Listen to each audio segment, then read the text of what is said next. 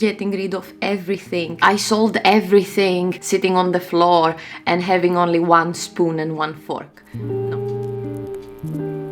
Clutter always bothered me. That's why in 2022 I started decluttering my home and it changed my life. Clutter messes with your brain. It won't let you calm down, it stresses you out, and usually it won't let you focus on what you're supposed to do, other than making your home visually overwhelming.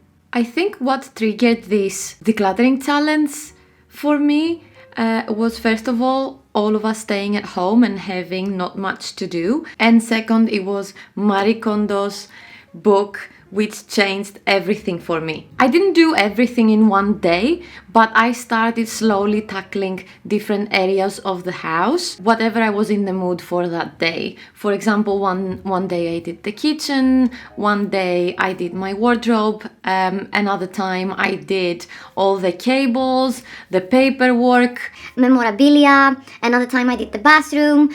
You cannot do everything at once because it's a lot. And because we tend to keep stuff throughout our lives, and I mean, it's reasonable, it's gonna be a lot for you to do in just a couple of days. So take your time, go through everything that you have and decide what you really want to keep. If you have decluttered, or if you're thinking about decluttering, let me know in the comments below. And if you've done it, let me know how it affected you and how it benefited you.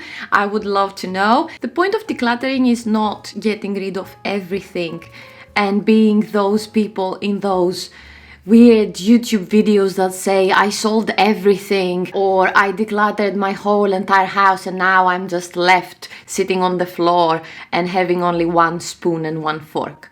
No, that's not the point. The point is feeling well with what you have and not letting stuff take over your life and your home, making you feel stressed and overwhelmed daily. After I did this extreme decluttering for the first time in my life and really went through every single thing I had in the house, apart from the fact that it made me feel incredible, it also changed the way that I view things after this experience.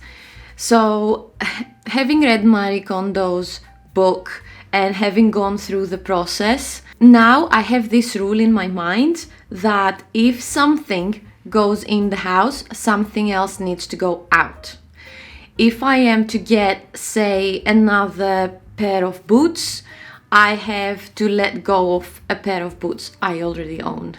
So, because I don't want to let go of something that's really good and I'm using, that means that I don't have the need to buy something new, another pair of boots, for example.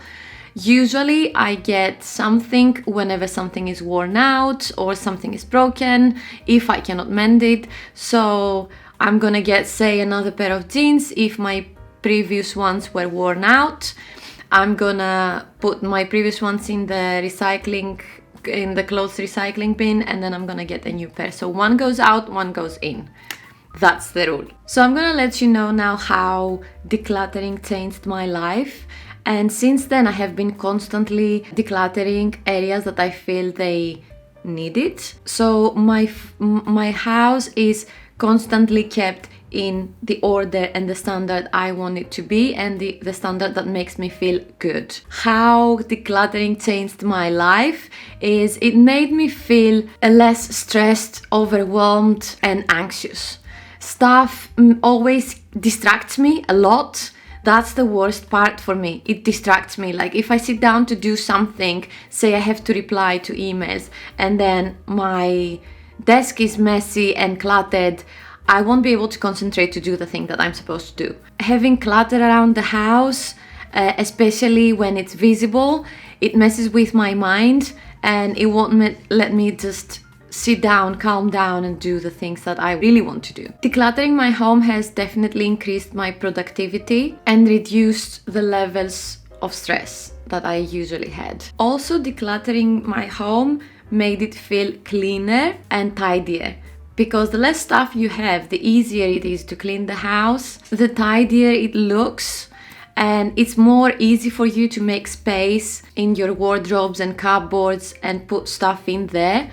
So it's easier to clean surfaces, tables, and it makes it look a bit calmer. Your space is like calmer and more open, and that was like a big plus for me. This is one of the parts that I enjoyed the most. Also, it definitely helped my quality of sleep, because the more cluttered your bedroom is, the more it messes with your sleep. When your bedroom is free from clutter, your mind is more at ease and the environment is more relaxing for you to fall asleep faster and also sleep for longer. And it definitely helps me. It feels like, you know, when you're going to a spa and the space is like so minimal and zen and it relaxes you and your brain. That's how I feel in my bedroom. My space feels more enjoyable, cleaner, and it's more comfortable. I'm gonna say it's more comfortable. And another thing that changed for me is mental clarity, increased mental clarity. By getting rid of excess items and items I didn't need, I freed up a lot of mental space and felt more organized and in control. Again, as I said, decluttering doesn't have to be the same for everybody, and it doesn't mean the same for everyone. But as long as you notice that your living space bothers you, it makes you overwhelmed, it's difficult for you to clean, then probably it's time for you to start thinking of decluttering stuff. My tip is you can do like 2 rounds of decluttering. In the first round, you're gonna get rid of the stuff that you absolutely don't need and don't want.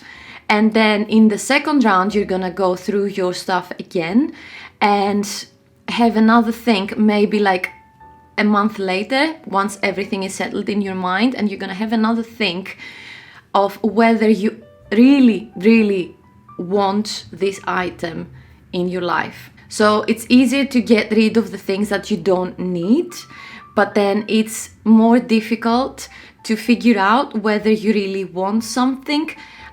Sometimes we think that we need something, but we rather want it. We don't need it.